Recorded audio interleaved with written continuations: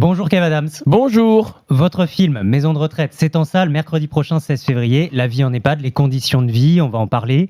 D'abord, il y a cette petite question rituelle dans Tous engagés. Vous, président Kev Adams, quelles premières mesures vous prenez pour changer la vie de tous les Français ? Waouh. Déjà, j'espère ne jamais l'être, parce que vraiment, ça doit être une sacrée responsabilité. Ouais. Et puis, je sais pas, moi, j'avais toujours eu ce petit fantasme de me dire, au lieu que ce soit une seule personne qui gouverne, donc pour le bien comme pour le mal, hein, c'est-à-dire une seule personne qui doit prendre des décisions parfois finales, une seule personne qui parfois est ultra critiquée. Je me disais, ce serait cool qu'on soit dans une société où on est dirigé genre par 20 personnes qui chacun représente une partie de la population. Vous auriez des enfants, des jeunes, des plus âgés, vous auriez des travailleurs, des gens qui travaillent moins, vous auriez des gens valides et handicapés. Et comme ça, on pourrait prendre des décisions vraiment qui concernent tout le monde. Quoi. Un Voilà. collège de sages, Ouais. mais pas forcément de vieux sages. Non, pas forcément de vieux sages. Et j'ai toujours eu ce fantasme où je me suis dit, ce serait génial d'avoir cette espèce de conseil présidentiel, quoi, qui seraient eux tous les présidents et qui représenteraient du coup forcément mieux chacun leurs problèmes et leurs ambitions. Alors, votre film, terriblement d'actualité, Kev Adams, il a été écrit avant la pandémie. Complètement. Avant même le livre scandale aussi, Les Fossoyeurs. Bien avant. Les révélations sur les maltraitances dans certains EHPAD. C'est un sujet qui vous avait touché personnellement ou pas ? Pas du tout, non. C'est un de mes amis, enfin si, mais mes grands-parents n'ont pas été en EHPAD ou en maison de retraite, mais un de mes potes, un de mes meilleurs potes avec qui j'ai grandi, a travaillé dans un EHPAD pendant près de 3 ans. Et du coup, très souvent, on se racontait un peu des petites anecdotes, quoi, enfin, comme on fait avec les potes, quoi, comment c'était le boulot aujourd'hui. Et puis, il a commencé à me raconter des anecdotes complètement dingues, aussi drôles qu'émouvantes. C'est-à-dire ? Et donc, des anecdotes où il passait par toutes les émotions en une seule et même journée, quoi. Il arrivait le matin, il était dégoûté, puis ensuite, il était mort de rire, puis ensuite, il avait envie de sauver, de crier, puis ensuite, il avait l'impression de trouver une grand-mère d'adoption, puis ensuite, il partait le soir, il avait envie de pleurer d'émotion, de les quitter, quoi. Il y avait un panel d'émotions et un panel de personnages qu'il rencontrait qui était hyper intéressant. Et du coup, j'ai commencé à prendre plein de notes en me disant peut-être qu'on en fera quelque chose un jour, quoi. Je trouve ça vachement cool. Et puis un peu plus tard, j'ai fait le film Gangsterdam qui était réalisé par Romain Lévy. Romain Lévy me dit putain, j'ai toujours eu cette idée, ce serait une évasion de vieux, quoi. Ouais. Des vieux qui s'évadent d'une maison de retraite, serait génial et tout ça. Et puis du coup, j'ai commencé à un peu mixer toutes les idées, quoi. Et c'est comme ça que l'histoire est arrivée. Bon, j'ai même plus besoin de résumer le film parce que c'est ça. En gros, le pote dont vous parliez, c'est vous à l'écran. Milan, Exactement. un jeune un peu paumé qui était orphelin, qui sait pas trop quoi faire de sa vie, qui pour une raison ou pour une autre est condamné à faire des travaux d'intérêt général dans une maison de retraite. Alors qu'il déteste les vieux. Ah, il est clairement, c'est au-delà de la détestation, il les fuit, quoi. Et cette EHPAD qui s'appelle Les Mimosas est présentée comme une prison. Les résidents n'ont pas le droit d'en sortir. Vous, quand vous arrivez, bon, évidemment, vous badgez, il y a un sas de sécurité, il y a des caméras de vidéosurveillance. Ça veut il y a dire des gardes de surveillance, enfin des gardes qui font la surveillance aussi, ouais. Ça veut dire que dans votre tête, dans votre esprit, ou même dans ce que vous avez raconté votre pote, vivre en EHPAD, c'est la prison, c'est l'enfer ? Absolument pas, non, pas du tout. Il y a, je pense, la plupart des EHPAD où les gens, d'ailleurs, j'ai la chance de faire la tournée des cinémas en ce moment partout en France. Il y a énormément d'EHPAD qui sortent de l'EHPAD pour venir voir le film au cinéma et c'est très agréable. Non, c'est cette histoire précisément qui est inspirée d'un fait divers qui a eu lieu il y a une dizaine d'années en France, dans le sud de la France, où effectivement cet endroit était une prison. Les résidents étaient bien sélectionnés comme des gens qui n'ont plus d'enfants, plus de famille, plus de proches, exactement comme dans le film. Donc on s'est inspiré d'un truc qui est réellement arrivé et c'est pour ça que toute cette actualité me fait un petit peu sourire parce qu'il y a de l'hypocrisie là-dedans. C'est pas nouveau, les EHPAD et la maltraitance et l'isolement des personnes âgées. Et les malversations des directions. Mais ça date depuis longtemps. Il y avait déjà des faits divers comme ça dans notre pays il y a 10 ans, il y a 15 ans, il y a 20 ans. Alors pourquoi on ne fait rien ? Pourquoi on a attendu ce livre ? Pourquoi on attend aussi votre film Maison de retraite ? Mais moi, je ne crois pas que mon film fera changer les choses. Je crois que mon film fera prendre conscience aux plus jeunes qui, évidemment, pour la plupart, ne liront pas le livre Les Fossoyeurs. Il leur fera prendre conscience de l'importance de nos aînés. Après, moi, je suis pas là pour changer le système des maisons de retraite. Moi, j'ai fait une comédie où on se marre, où on passe un super moment en famille. Et la plupart des jeunes qui viennent voir ce film me disent, quand on sort, on a envie d'appeler nos grands-parents. Moi, il est là, mon job. Moi, je veux rapprocher les générations entre elles à une époque où il n'y a jamais eu un tel fossé générationnel. Il n'y a jamais eu autant de différence entre nos jeunes et nos aînés. culturellement, dans la vie, dans le quotidien, et encore plus depuis le Covid malheureusement.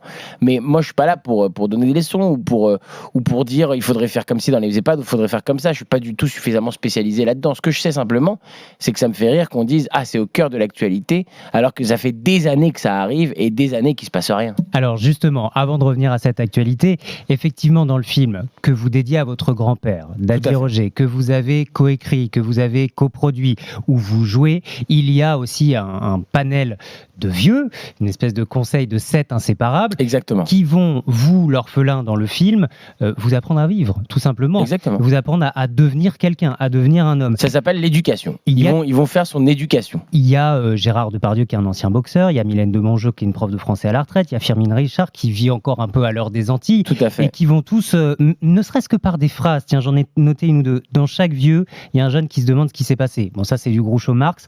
Nous les vieux, on est ceux dont tout le monde se fout, les fantômes de la société, et puis ça va nous arriver tous un jour, vieillir, c'est la solution pour ne pas mourir jeune. C'est la seule solution pour ne pas mourir jeune.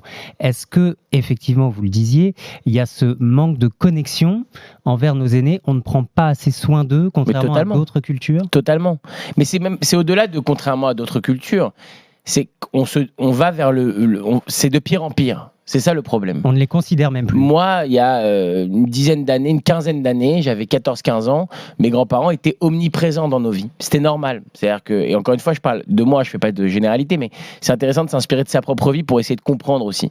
Quand j'avais 14-15 ans, mes grands-parents, on les voyait tout le temps. Le mercredi après, j'étais chez ma grand-mère. Le samedi après, mon grand-père était chez nous. Il y avait pas de, c'était pas événementiel. Ils vivaient avec nous. Ouais, exactement. Enfin, ils vivaient chez eux, mais on les voyait tout le temps, quoi. Aujourd'hui, j'ai un frère de 15 ans, j'ai ma grand-mère qui en a 80. Quand il va la voir 2 fois dans l'année, quand ils échangent 4 mots, on dirait que le petit il a fait un doigt à la Croix-Rouge, quoi. C'est-à-dire que c'est pas normal. Et je crois pas que ce soit ni de sa faute à lui, ni de sa faute à elle. Je crois que malheureusement, aujourd'hui, les jeunes, ils ont d'autres moyens de communication, ils ont d'autres moyens aussi de se cultiver, ils ont d'autres... Donc c'est un appel que vous lancez aussi à eux, à la jeune génération. Mais évidemment. Faites attention aux vieux. Évidemment, et c'est un point de connexion ce film, j'espère. C'est-à-dire que ma grand-mère, elle regarde Michel Drucker sur France 2, mon petit frère regarde Netflix et TikTok, vous comprenez. Donc à un moment donné, quand ils se voient, forcément, il y a moins de sujets de discussion possibles. Et l'idée, c'est justement de créer des moments et des objets culturels que j'espère sera ce film pour les réunir. Alors justement, vous le disiez, vous êtes humoriste, vous êtes comédien, c'est pas votre job de dire c'est bien, c'est pas bien, les EHPAD il faut faire comme ça, ou les solutions elles sont là.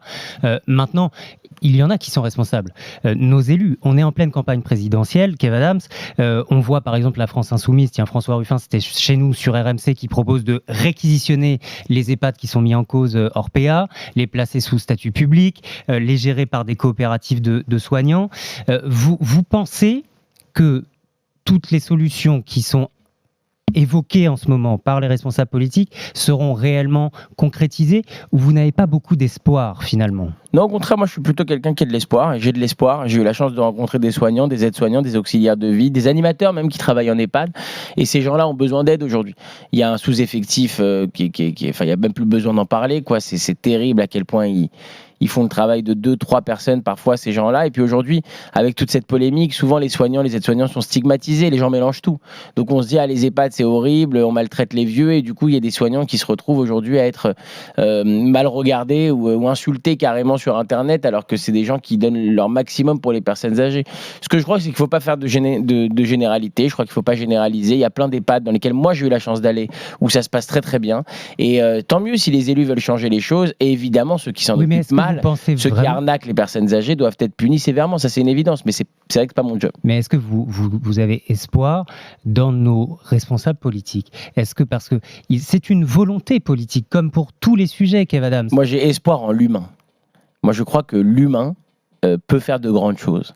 La politique, je m'y connais beaucoup trop peu pour m'exprimer là-dessus. Et d'ailleurs ça m'agace les gens qui parlent de politique à la télé et qui connaissent rien, et je n'y connais rien. Vraiment. Parce que ça relève de l'intime? Ça ne regarde personne. Non, c'est parce qu'à un moment donné, vous savez, il y a des gens qui font des choses formidables. Moi, je ne parle pas de sujets dont je ne maîtrise pas les tenants et les aboutissants.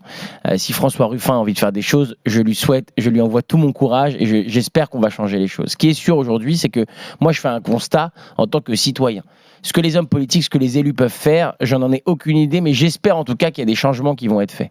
Par contre, en tant que citoyen, je fais un constat où je me dis, effectivement, nos personnes âgées ont été mises à l'écart pendant beaucoup trop de temps. Ça fait 2 ans qu'on demande à nos plus jeunes de leur faire coucou de loin, de leur parler derrière une vitre, et à un moment donné, la solitude tue autant que le Covid. Quand vous êtes seul, quand vous avez plus du tout, et ça je n'invente pas cette phrase, c'est des personnes âgées qui m'ont dit, c'est des résidents de maisons de retraite qui m'ont dit, on n'en peut plus. En fait, de ne pas avoir de visite, c'est pire que le Covid. Parce que forcément, c'est des gens qui sont seuls, qui mangent seuls, qui se réveillent seuls, qui font la toilette seuls, qui ne voient que des soignants. Peu importe votre âge, vous avez besoin de sociabiliser un minimum. Quand il n'y a plus rien, quand il n'y a plus aucun moment de rencontre, de surprise dans votre vie, mais ça devient d'une monotonie terrible. Alors, je vais vous poser la question autrement et vous allez me répondre en quelques mots. Si vous aviez le futur président ou la future présidente de la République, là, qui va être élu en avril... Vous voulez absolument me faire parler de politique. Devant vous, mais c'est le principe. Vous lui dites quoi ? Je lui dis quoi? Vous voulez dire concernant... Là, celui ou celle qui va être élu en avril, vous lui dites quoi? Je lui dis bonne chance. Et c'est tout. Bon courage.